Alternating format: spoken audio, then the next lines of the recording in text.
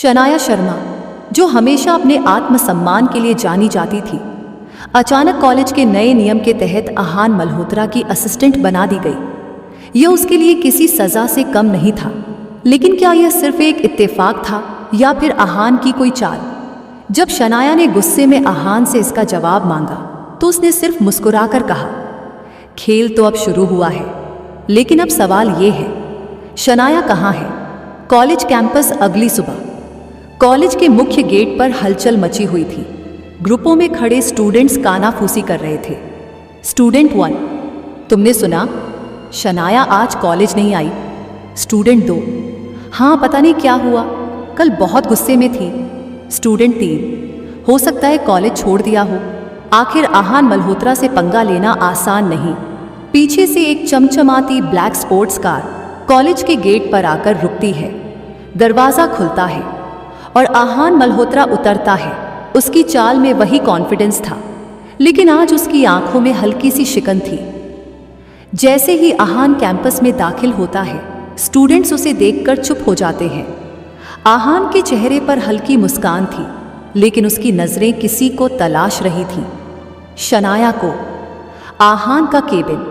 आहान अपने private cabin में आता है और गुस्से से अपना फ़ोन उठाता है। आहान फ़ोन पर, रोहन, शनाया कहाँ है? रोहन दूसरी तरफ से, सर वो आज कॉलेज नहीं आई।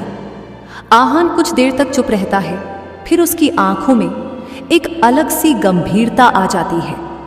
आहान, पता करो अभी। फ़ोन कट जाता है। आहान कुर्सी से उठता है और खिड़की से बाहर देखता है। आहान मन में, क्या सच में हार मान ली मिस शनाया? शनाया का घर।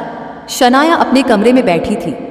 उसकी आंखों में गुस्सा और बेबसी साफ झलक रही थी। उसकी दोस्त तान्या उसके सामने बैठी थी, उसे समझाने की कोशिश कर रही थी। तान्या, तो अब तुम कॉलेज नहीं जाओगी? शनाया गुस्से में, क्यों जाऊं? वहां सिर्फ बेइज्जती होगी। तान्या, लेकिन तुम हार मानने वालों में से नहीं हो। तुमने खुद कहा था कि कोई भी लड़ाई जीतने के लिए मैदान में उतरना पड़ता है। शनाया खिड़की से बाहर देखती है। वह गहरी सांस लेती है, जैसे अपने गुस्से को काबू कर रही हो। तभी उसका फ़ोन बजता है। एक अनजान नंबर से कॉल आता है। शनाया झिझकते हुए, हेलो। आवाज़, शनाया शर्मा, तुम्हें लगा तुम इतनी आसानी से बच जाओगी? शनाया की आंखें चौड़ी हो जाती हैं। वह फ़ोन को कसकर पकड़ लेती है। आहान का फैसला।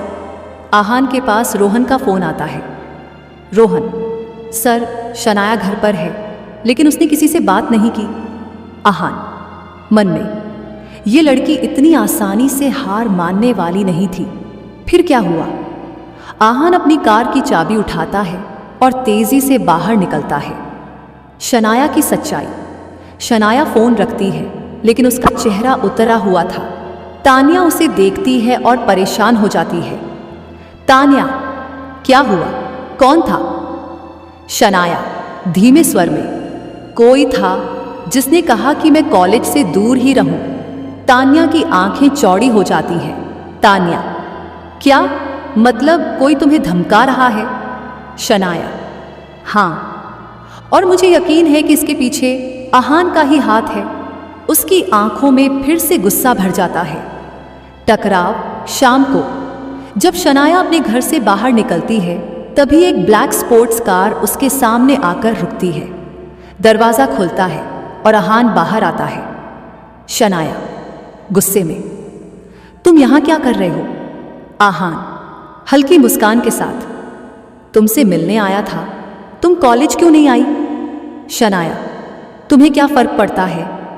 आहान गंभीर होते हुए, क्योंकि मुझे तुमसे कुछ पूछना है। क्या किसी ने तुम्हें धमकाया है? शनाया चौंक जाती है। वह समझ नहीं पाती कि आहान सच बोल रहा है या कोई नई चाल चल रहा है। असली दुश्मन कौन? शनाया ने गहरी सांस ली और फिर कहने लगी, शनाया, हाँ मुझे फ़ोन आया था। किसी ने कहा कि अगर मैं कॉलेज गई तो अच्छा नहीं होगा, और मुझे पूरा यकीन है कि इसके पीछे तुम्हारा ही हाथ है। आहान एक पल के लिए शांत रहता है, फिर उसकी आंखों में एक अजीब सी चमक आ जाती है। आहान, अगर मैं तुम्हें धमकाना चाहता तो मुझे फ़ोन करने की ज़रूरत नहीं पड़ती, मिस शर्मा। शनाया उसे घूरती है। आहान, मुझे लगता है कि तुम्हें किसी और से खतरा है, लेकिन सवाल यह है कि कौन नहीं चाहता कि तुम कॉलेज आओ। दोनों एक दूसरे को देखते हैं। पहली बार शनाया के मन में एक सवाल उठता है, क्या आहान सच में उसका दुश्मन था या फिर कोई और यह खेल खेल रहा था? आखिर किसने शनाया को धमकाया? क्या आहान सच में उसकी मदद करना चाहता है या यह उसकी कोई नई चाल है? और वो राज क्या है जो शनाया को अब तक नहीं पता?